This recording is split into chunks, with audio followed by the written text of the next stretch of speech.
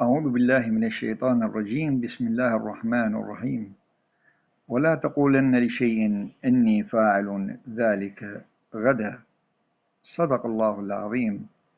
السلام عليكم أخوتي وأخواتي متابعي قناة معرفة الصواب.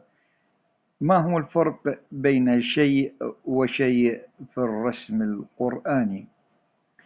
كلمة شيء وردت في القرآن الكريم 202 مرة. شيء بشيء وشيء لشيء لشيء لشيء فقط في قوله تعالى من سورة النحل: إنما قولنا لشيء إذا أردناه أن نقول له كن فيكون، كما ورد في الآية 40 من سورة النحل المباركة.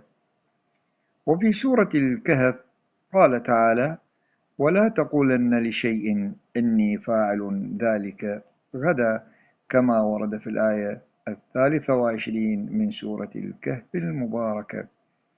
فقط كلمة واحدة من أصل 202 كلمة اختلف رسمها على الرغم من وجود مثيلها.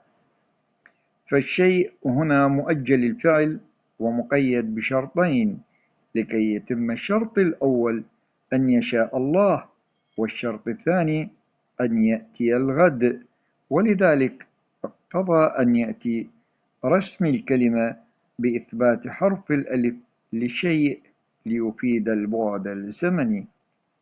وأما غياب حرف الألف من رسم لشيء فلأنه شيء أراده الله سبحانه وتعالى سيكون بقوله كن دون حاجة إلى زمن. شكرا جزيلا لإصغائكم، والسلام عليكم ورحمة الله وبركاته.